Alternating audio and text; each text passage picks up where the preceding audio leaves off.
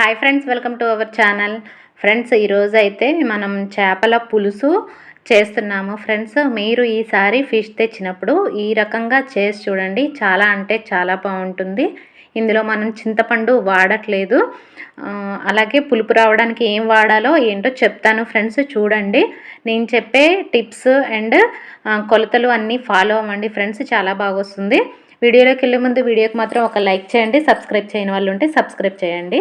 ఇవి చూడండి, 1 కేజీ వరకు ఉంటుంది ఫిష్. ఇలా తీసి వాష్ చేసి పక్కన పెట్టుకోండి. ఇవి ఏంటి అంటే ఒరుగులు. మనకి సమ్మర్ సీజన్ వచ్చినప్పుడు ఒరుగులు చేసి పెట్టుకుంటాం కదా. సో ఇప్పుడు మనకి అందులో పులుపు అన్నది ఈ ఒరుగులతోనే వస్తుంది. ఈ రకంగా ఒరుగులు తీసుకొని, అంటే చింతపండు లాగే తీసుకొని కొంచెం ఒక 10 మినిట్స్ నానబెట్టండి ఫ్రెండ్స్ దీన్ని. ఇవి చూడండి, ఒక 3 ఉల్లిపాయల వరకు తీసుకుంటున్నాను. ఇలాగా సన్నగా కట్ చేసి పక్కన పెట్టుకోండి. మసాలాకి 4-5 యాలక్కాయలు, లవంగాలు, ఒక 2 ఇంచులు దాల్చిన చెక్క, ధనియాలు, అలాగే ఒక 2 టేబుల్ స్పూన్స్ వరకు కూడా జీలకర్ర తీసుకోండి. ఇందులో జీలకర్ర ఎక్కువ వేసుకుంటే బాగుంటుంది ఫిష్ కర్రీకి. అలాగే ఒక 15-20 వరకు కూడా మెంతులు వేసుకోండి. ఇవంతా కూడా వేపండి. మీడియం ఫ్లేమ్లో వేపేసి పక్కన పెట్టేసి పొడి చేసి పక్కన పెట్టుకోండి. నెక్స్ట్ ఉల్లిపాయలు కూడా కొంచెం ఆయిల్ వేసి ఈ రకంగా దొరగా వేగనివ్వండి. బ్రౌనిష్ కలర్ వచ్చేంత వరకు వేగాలి. వేగి ఇది కూడా పక్కన తీసి పెట్టి ఒక టమాటో ఇలాగా స్లైస్ లాగా కట్ చేసుకొని ఇది కూడా మెత్తగా ఉడకనివ్వండి ఫ్రెండ్స్. ఇది కూడా కొంచెం ఆయిల్లో ఫ్రై చేస్తే సరిపోతుంది. మెత్తగా అవనిచ్చి పక్కన పెట్టుకోండి. చూడండి, మసాలా ముందు చేసింది పొడి చేసి పక్కన పెట్టి నెక్స్ట్ వేపిన ఉల్లిపాయ, టొమాటో, ఇంకా నానబెట్టి పక్కన పెట్టుకున్న ఈ ఒరుగులది కూడా వేసేయండి. అలాగే 2 పచ్చిమిర్చి వేయండి. 2 పచ్చిమిర్చి కూడా వేసేసి మిక్సీ పట్టి పక్కన పెట్టండి. ఒక బౌల్లో మనం ఏదైతే కర్రీ చేస్తామో ఆ బౌల్లో మనం ముందుగా క్లీన్ చేసి పెట్టుకున్న ఈ ముక్కలు అనేవి అందులో వేసేయండి. బౌల్లో వేసేయండి. వేసిన తర్వాత ఒక 2 టేబుల్ స్పూన్ కారం, అలాగే 1/2 టేబుల్ స్పూన్ పసుపు, రుచికి తగినంత సాల్ట్ వేయండి. సాల్ట్ మళ్ళీ చూసి వేసుకోవచ్చు, ముందే ఎక్కువ వేసేయద్దు. సో సాల్ట్, అలాగే ఒక 2 టేబుల్ స్పూన్ వరకు కూడా అల్లం వెల్లిపాయ పేస్ట్. నేను ఫ్రెష్గా పట్టిందే వేస్తున్నాను. తర్వాత ఆయిల్ కూడా వేసేయండి. ఈ ఫిష్ కర్రీకి కొంచెం ఆయిల్ అనేది ఎక్కువగానే పడుతుంది. ఇలా వేసేసి మొత్తం అంతా కలపండి ఫ్రెండ్స్. అదంతా కలిపేసిన తర్వాత గరం మసాలా మనం ముందు పక్కన పెట్టుకున్నాం కదా, సో ఆ మసాలా పొడి కూడా వేసేసి ఈ విధంగా ముక్కలన్నిటికీ కూడా మంచిగా మర్దన చేసినట్టు అంతా కూడా అప్లై చేయండి.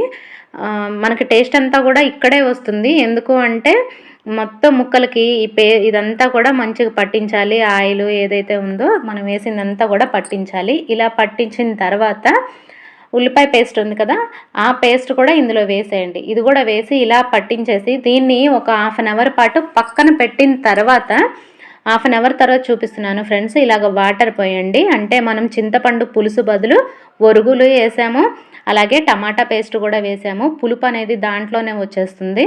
ఇంకా చింతపండు వాడట్లేదు. ఇలాగ వేసి వాటర్ వేసి తగినంత వాటర్ మనకి ఎంత కావాలో అంత పులుసుకి వాటర్ వేసేసి స్టవ్ మీద పెట్టండి. స్టవ్ మీద పెట్టిన తర్వాత నేను చూపిస్తున్నా మీకు. కొంచెం సాల్ట్ తక్కువైందని నేను సాల్ట్ వేసాను. చూడండి, ఒక 10 మినిట్స్ తర్వాత మూత తీసి చూపిస్తున్నాను. దీన్ని గరిటెతో తిప్పకూడదు ముక్కలు అనేవి. ఇలాగా చేత్తో క్లాత్ తీసుకొని చేత్తో అటు ఇటు తిప్పాలి.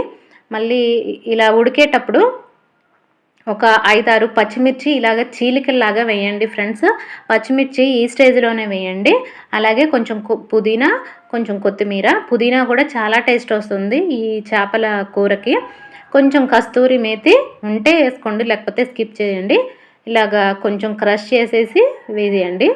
వేసి ఇప్పుడు కూడా మళ్ళీ క్లాత్తో పట్టుకొని తిప్పండి. అసలు గరిటె పెట్టద్దు, ఎందుకంటే ఫిష్ ముక్కలు అనేవి చెదిరిపోతాయి. సో ఇలాగా దగ్గరికి అయ్యేంత వరకు కూడా కొంచెం మనకి గ్రేవీ ఎంత కావాలో, పులుసు అన్నది ఎంతవరకు ఉండాలో అంతవరకు ఉంచి దగ్గరికి అయిన తర్వాత చూడండి, మనం వేసిన పచ్చిమిర్చి ముక్కలు కూడా ఉడికిపోయాయి, మగ్గిపోయాయి. కూర అనేది దగ్గర పడ్డ తర్వాత మనం పక్కన పెట్టి ఉంచుకున్న మసాలా పౌడరు అలాగే పుదీనా కొత్తిమీర కూడా వేసేయండి. వేసి ఒకసారి తిప్పేసి స్టవ్ ఆఫ్ చేసేయండి.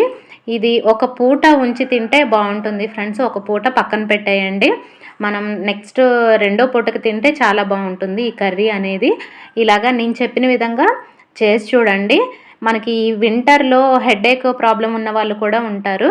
ఇలాగ చింతపండు వాడకుండా ఇలాగ ఇది వాడడం వల్ల కూడా వాళ్ళకు కూడా చాలా యూజ్ ఉంటుంది. హెడేక్ అనేది రాకుండా ఉంటుంది. అంటే చింతపండు పులుపు తగిలితే కొంతమందికి హెడేక్ వస్తుంది. సో ఈ రకంగా చేసి చూడండి. చేసి ఏ రకంగా వచ్చిందో ఒకసారి కామెంట్ చేయండి ఫ్రెండ్స్.